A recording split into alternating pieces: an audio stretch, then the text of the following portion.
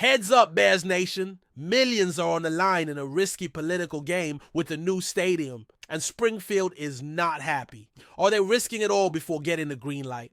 Let me know in the comments, but that's not the worst. Our secondary defense, top 7 in the NFL, has a silent cancer exposed by PFF. A key player keeps repeating mistakes that already cost us playoffs. And now there's a 6'3" rookie crushing it in practice. Who are we talking about? Stick around, because if we don't expose this, Caleb Williams' window is closing. And listen up, there's a last-minute bombshell, a potential trade before the deadline that could shake Hallis Hall. Is Pose underestimating the urgency? Hit the bell, subscribe, and dive into the comments. This was war in Chi-Town. Seriously? Really? The Bears just sent out seat plans for the new stadium to ticket holders, and I'm wondering, do these guys know something we don't, or are they just jumping the gun big time? Because let me tell you something, after decades of seeing this organization make questionable decisions, this one has me completely baffled. The management has officially released seat plans for the new stadium in Arlington Heights. And brothers, this is massive. We're talking about a whole new stadium with parking, with all the space we need away from downtown chaos. But here's the thing that's keeping me up all night. Why are they doing this now? Because look, I'll tell you this. When I see the Cleveland Browns fighting the exact same kind of political battle, when I see two politicians trying to stop their $2.4 billion project, I wonder if our Bears are being smart or naive. Browns already had state approval to use $600 million in unclaimed funds for their new stadium in Brook Park, Ohio. They already had approval. And still, two ex-politicians, Mark Dan and Jeffrey Crossman, are suing, alleging misuse of funds. If this can happen in Ohio, what makes us think it can't happen here? Do you think this organization already has everything secured in Springfield? Because I believe they're playing a very dangerous game here. Governor Pritzker has already made it clear he's not in favor of the move to Arlington Heights. The Democrats in Springfield are completely against it. And yet here are our Bears sending out seat plans like it's a done deal. But let me explain why this has me so excited and so worried at the same time. First, the exciting. This new stadium represents everything we have been dreaming of for decades. We're talking about a state-of-the-art stadium with modern technology, with space for actual parking. Not those parking nightmares we lived through at Soldier Field. Imagine this, arriving at the stadium without having to walk 15 blocks in the Chicago code. Imagine bathrooms that actually work, concessions that won't cost you half your monthly salary, and a full experience that makes us proud to be Bears fans. That's what we need. But here's my concern. The politics of all this is a mess. The Bears are asking for $900 million in new public debt for local infrastructure projects. $900 million that are going to have to come from somewhere, and that somewhere is us, the taxpayers. According to the Tribune, the Bears were close to a deal in Springfield that would have allowed local fiscal bodies to vote on the real estate tax payment amounts for development projects. But, and here's the key, they didn't have enough support to win such a vote. They didn't have enough support. And you know what's the craziest part of all this? That while Cleveland is fighting to use unclaimed state funds, $600 million, we have $5 billion in unclaimed money here in Illinois. $5 billion, brothers. Money just sitting there waiting to be claimed. But with Democrats controlling Chicago and the state, the chances of using that money for the stadium are practically zero. Because they don't want the Bears to leave the city. It's the same mentality we're seeing in Cleveland. The city doesn't want their team to move to the suburbs. And here's what worries me more. If the Bears are sending out seat plans before having secured financing, what message does that send to the fans? Are they being transparent about the real progress, or are they creating expectations that might not be fulfilled? Because brothers, after decades of broken promises from this organization, after years of this is our year ending in disappointment, we can't afford another false hope. We can't afford to be sold a dream they can't deliver, but at the same time, I want to give credit where it's due. For the first time in a long time, we have an organization that is thinking big, that's willing to make the necessary investments to compete at an elite level. That understands that to attract top free agents, to retain our best players, we need facilities that are on par with what Green Bay, Kansas City, and other successful teams offer. But if you thought our organizational problems ended there, let me tell you about our secondary defense. Pro Football Focus just ranked our unit as the 7th best in the NFL. 7th best. Did you hear that? After years of suffering mediocre. Defenses. We finally have something to be proud of. But before we get too excited, we need to talk about the real numbers. We finished ranked 16th in pass defense last year, allowing 217.9 yards per game. On paper, that doesn't sound impressive, but when you consider we finished 27th in total defense, allowing 354.3 yards per game, and everything that went wrong on offense, Chicago can at least take pride. In its pass defense, we have Jaylon Johnson making his 2nd consecutive Pro Bowl. And this guy's playing at a completely different level. 53 tackles, 7 for loss, 8 passes defended, 2 interceptions. But here are the numbers that really matter. 76.2 overall PFF grade, ranking 19th among 222 cornerbacks. That's elite level. Baby, Johnson has set high expectations for himself for 2025, and honestly, he has every right to do so. This guy is ready to shut down the league's best receivers. When you see Johnson covering Devontae Adams, when you see him against DeAndre Hopkins, when he's one-on-one with the best, he not only competes, he dominates. But here's what excites me more. Johnson is not alone. Kyler Gordon in the slot is playing like a demon. 75 tackles, 5 passes defended, and he just signed a $40 million extension. $40 million for a slot corner. That tells you everything you need to know about what this organization thinks of him. Dennis Allen says Gordon could move all over the defense, but it was his work in the slot that earned him that extension. And let me tell you something about playing slot in the modern NFL. It's one of the hardest jobs in football. You have to cover the fastest, most creative, most versatile receivers in the league. And Gordon is doing it at a level that has the entire league taking notice. At safety, we have Jaquan Brisker coming back from injury, and this guy has the potential to be special if he can stay healthy. He only played 5 games last year due to a concussion, but when he's healthy, he's exactly the kind of safety we need in Dennis Allen's scheme. Brisker has shown flashes during his time in the Windy City, but now he has to prove he's a solid fit for the scheme. And then we have Kevin Byard, who despite being in his 32nd season, is still a reliable veteran. 130 tackles, career high, 7 passes defended,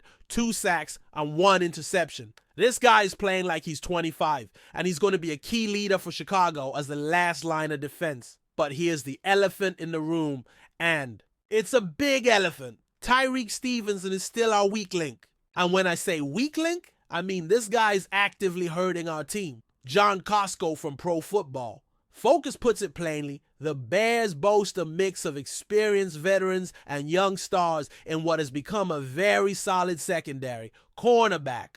Jaylon Johnson has been one of the best in the NFL over the past 2 seasons, while safety Kevin Byard, although past his prime, continues to play at a high level. Kyler Gordon excels in the slot, but the only weak link remains Tyreek Stevenson. Remember the Hail Mary against Washington. Remember what Stevenson did. Instead of covering his receiver, he was taunting the crowd. Taunting the crowd while the ball was in the air. Now, this guy was playing with the fans instead of doing his job. And that play cost us the win. But here's what frustrates me more. Stevenson is not a bad player. During his 2 years in Chicago, he has 164 tackles, 28 passes defended, 6 interceptions. He led the Bears with 12 pass breakups, showing he can be a disruptive playmaker. He has the physical talent. He has the tools, but his 58.9 PFF rating, ranking 134th out of 222 corners, is simply unacceptable for a team with playoff aspirations. And it's not just a numbers issue, it's about timing. Stevenson makes mistakes at crucial moments when we need him the most. And you know what worries me more? We haven't added real competition during the offseason. Zal Frazier in the 5th round might be something, but he's a rookie that needs development. He's a guy who blossomed late in college and might need even more time to develop. Terrell Smith will have the chance for a bigger role, and he could be Stevenson's biggest competition. But as it stands, Stevenson remains the front runner for the CB2 spot. And here's the reality. Training camp is going to be crucial for Stevenson to impress head coach Ben Johnson and company. Once the regular season starts, there can be no more lapses. Stevenson has to become a solid complement to Johnson or lose his place in the starting lineup. Because, brothers, when you have Jalen Johnson playing at an elite level, when you have Kyler Gordon dominating the slot, when you have Byard and Brisker providing leadership and stability at safety, you can't let a weak link at CB2 ruin the whole system. You can't allow opposing teams to constantly attack a player who's not up to the task. And speaking of Stevenson, here's what really has me worried about this guy. Alarms are going off at Hallis Hall because his job could be in jeopardy from a 5th-round rookie. A rookie who might be one of the biggest steals of the draft. Za Frazier from UTSA, 6 feet 3 inches with 6 interceptions and 9 passes defended in his final college season. This guy has the size we're looking for in a corner, and at 24 years old, he already has the physical maturity we need. But here's what really excites me. Frazier possesses incredible size for the cornerback position. In the modern NFL, where receivers are getting bigger, stronger, more physical, having a 6'3" corner who can compete physically is invaluable. Frazier isn't just big, he's productive. 6 interceptions in one season isn't a fluke. 9 passes defended isn't luck. Oh, this guy knows how to play the ball. But here's what concerns me for Stevenson. Many saw him as a potential breakout player before the 2024 season. Instead, he had a very disappointing performance, registering a 58.9 overall rating on Pro Football Focus, which certainly reflected his on-field play. Chicago didn't sign major corners in free agency, but they did draft the intriguing former UTSA Alumza Frazier in the 5th round of the NFL draft, which definitely has Stevenson on alert for the 2025 NFL campaign. And here's the brutal reality. If Stevenson doesn't improve dramatically in training camp and preseason, we might see a trade before the October deadline.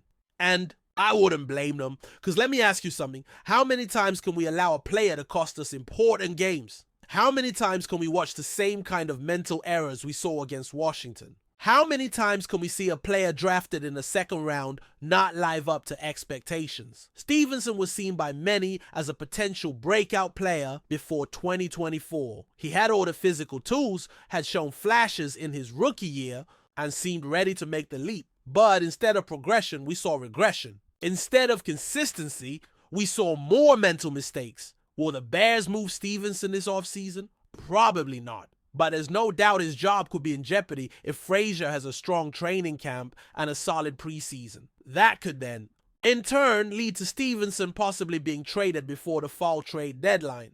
I think Ryan Poles is being smart here. He didn't sign major corners in free agency, but he drafted Frazier specifically to put pressure on Stevenson. This is not coincidence. This is strategy. Poles is sending a clear message. Nobody is safe. Nobody has their spot guaranteed. And here's what I like about Frazier. At 24, he's not a long-term development project. He's a player who could be ready to contribute immediately if given the opportunity. His size allows him to compete physically with the bigger receivers in the league, and his college productivity shows he understands how to play the position. But let me be clear about something. Frazier also has his challenges. He was a late bloomer in college, which means his development might be less predictable. He comes from UTSA, not exactly a powerhouse program facing elite competition week in and week out. There are questions about how his game will translate to the NFL level. Of course, a lot of this depends on how Chicago plays in 2025. If the Bears are winning football games, they probably won't want to mess with anything, but if they have a rough start and Stevenson struggles again, expect to hear the name of the former 2nd rounder in trade speculations. And honestly, after watching his development for 2 years, after seeing the same mental errors over and over, again, maybe that's exactly what we need. Sometimes a change of scenery benefits both parties. Sometimes a player needs a fresh start to reach their potential. But here's my concern. If we trade Stevenson without having a clear solution in place, we might be creating a bigger problem. Frazier has potential, but he's still a 5th round rookie. Smith has opportunity, but hasn't proven he can be a reliable NFL starter. The competition window for the Bears is now. with Caleb Williams going into his second year, with an improving defense, with a coach in Ben Johnson who knows what he's doing, we can't afford to experiment in crucial positions. But at the same time, we can't afford to hold on to a player who consistently costs us important games. We can't afford blind loyalty to a player who's not meeting expectations.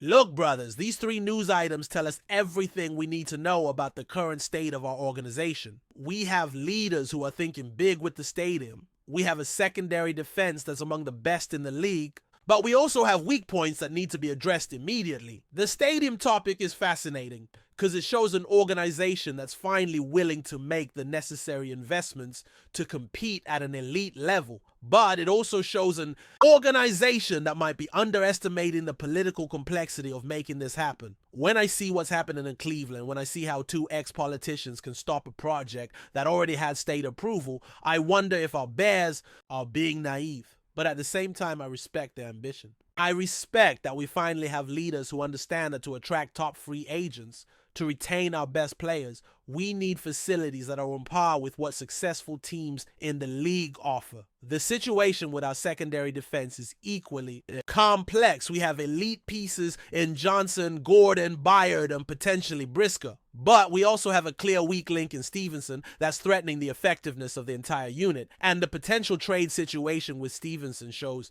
an organization that's willing to make tough decisions. That's willing to admit when a player isn't working out and take corrective action. The future of the Bears is being written right now. Every decision polls in this organization make is going to define whether we finally break the curse of mediocrity we've lived through for decades, or if we continue to be the team that always finds a way to let us down. Do you think polls already has the political support necessary for the stadium, or are they dangerously jumping the gun?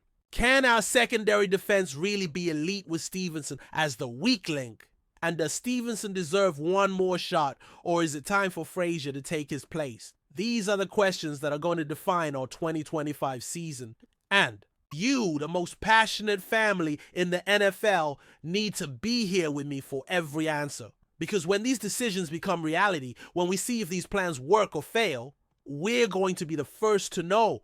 Are you ready for the ride? Are you ready for every dramatic moment, every controversial decision, every victory, and every disappointment that comes our way? Because this is what being a Bears fan means. It's never boring, never easy, but it's always our family. If you agree that we need to put pressure on Stevenson, give this video a like. If you think the organization is jumping the gun with the stadium, let me know in the comments. And if you want to be part of the family that never misses a Bears breaking news story, that subscribe button's waiting. Because this is our community, this is our family. And in Chicago, we don't abandon our own. We're Bears until the end. And we're going to be here for every moment, every decision, every victory that comes our way. Subscribe now, because tomorrow we're going to have more news that will make these topics look small. And you can't miss a second of what's building in our city. Day Bears family. See you in the next video.